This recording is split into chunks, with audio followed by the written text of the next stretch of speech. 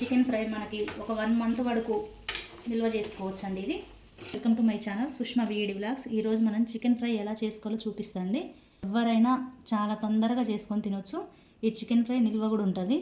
నేను ఎలాంటి onions vegetables ఏమీ వేయట్లేదు, మీరు కూడా చూసేయండి.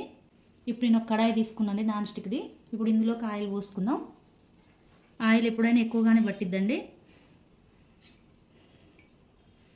ఆయిల్ బాగా వేడైపోయింది కదండి, ఇందులోకి కొంచెం జీలకర్ర, అలానే కొన్ని ఆవాలు. ఇప్పుడు ఇందులోకి 3 పచ్చిమిర్చి సన్నగా కట్ చేసుకున్నాండి,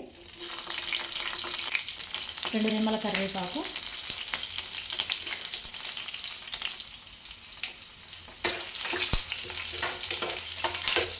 నేను ఇప్పుడు ఒక 1/2 kg చికెన్ తీసుకొని శుభ్రంగా వాష్ చేసుకున్నాండి. ఎప్పుడైనా మనం బోన్లెస్ చికెన్ వాడొద్దండి, ఫ్రైకి మాత్రం ఇలా బోన్స్ ఉంటే మంచిగా ఉంటుంది మనకి ఫ్రై అనేది. ఇప్పుడు ఈ చికెన్ అందులో వేసుకుందాం. పచ్చిమిర్చి బాగా వేగిపోయాయి కదండి, ఇప్పుడు చికెన్ వేసుకుందాం.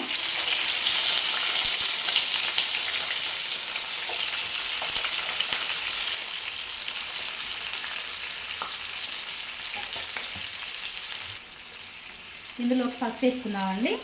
ఎప్పుడైనా పసుపు వేసుకొని మనం చికెన్ని మగ్గబెట్టుకుందాం.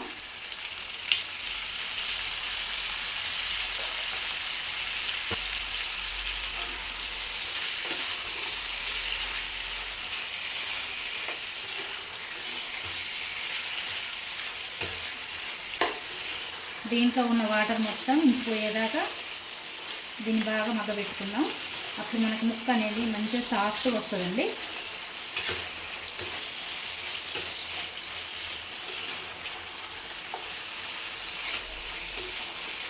నేను అల్లం వెల్లుల్లి పేస్ట్ ఇప్పుడు వేయట్లేదండి. చికెన్ బాగా ఫ్రై అయింది కదా, ఇప్పుడు మనం ఇందులోకి అల్లం వెల్లుల్లి పేస్ట్ వేసుకుందాం. మనం ఇందాక వేసుకోలే కదండి. ఈ చికెన్ని ఇలా సపరేట్గా అనుకుంటే మనకు ఆయిల్ ఉంటుంది కదా, ఇప్పుడు ఈ ఆయిల్లో వేసుకొని దీన్ని ఫ్రై చేసుకుందాం. ఎప్పుడైనా చికెన్ ఇలా రెడ్గా ఇలా వచ్చేసరికి గోల్డెన్ కలర్ వచ్చే వరకు ఫ్రై కావాలండి. ఇప్పుడు ఇందులోకి 1 టీ స్పూన్ వేసుకుంటున్నాను ఈ అల్లం వెల్లుల్లి పేస్ట్.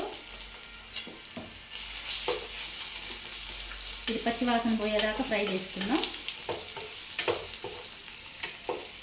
ఇప్పుడు దీనికి ఒకసారి ఇట్లా కలుపుకుందాం.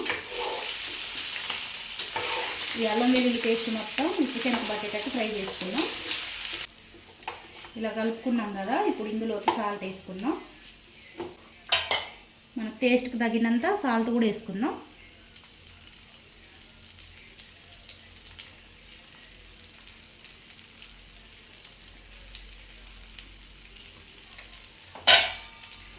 నేను ఒక చిన్న టిప్ చెప్పాలనుకుంటున్నానండి. ఎప్పుడైనా కానీ చికెన్ ఫ్రై చేసుకునేటప్పుడు అల్లం వెల్లుల్లి పేస్ట్ మాత్రం ముందుగా వేసుకోవద్దు. ముందుగా వేసుకుంటే మొత్తం అడుగు మాడిపోతుంది. ఇప్పుడు ఇందులోకి నేను ఒక 2 స్పూన్స్ కారం వేసుకుంటున్నా. ఫ్రై కదా, మనకు కారం ఎక్కువే ఉండాలి.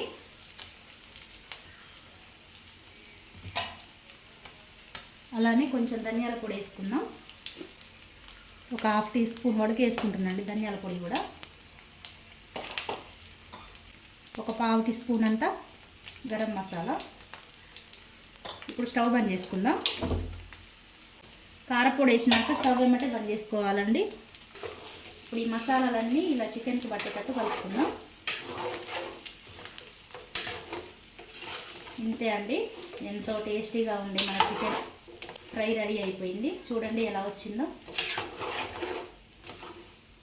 ఎప్పుడైనా సరే నేను చూపించిన విధంగా చికెన్ ఫ్రై చేయండి, ఎంతో టేస్టీగా ఉంటుంది. ఈ చికెన్ ఫ్రై మనకి ఒక 1 మంత్ వరకు నిల్వ చేసుకోవచ్చు అండి. ఇది పూర్తిగా చల్లారిన తర్వాత దీన్ని మనం స్టోర్ చేసుకుంటే ఒక 1 మంత్ వరకు స్టోర్ చేసుకోవచ్చు అండి. హాస్టల్లో ఉండే పిల్లలకైనా బ్యాచిలర్స్కైనా ఎవరికైనా మీరు ఇలా చేసి పంపించండి. అస్సలు ఖరాబ్ కాదు, ఎందుకంటే ఇందులో మనం ఎలాంటి ఆనియన్స్ వెజిటేబుల్స్ వేయలేదు కదా. చూడండి ఎలా ఉందో, చాలా కలర్ఫుల్గా ఉంది కదా. నేను చెప్పిన విధంగా మీరు కూడా ఒకసారి ట్రై చేయండి. తక్కువ మసాలాలతో చేసిన నేను, ఎక్కువ రోజులు నిల్వ ఉంటుంది. ఈ చికెన్ ఫ్రై మీరు కూడా మీ ఇంట్లో ఒకసారి ట్రై చేసి ఎలా వచ్చిందో మాకు తప్పకుండా కామెంట్ చేయండి. మన ఛానల్ సబ్స్క్రైబ్ చేసుకోండి, లైక్ చేయండి.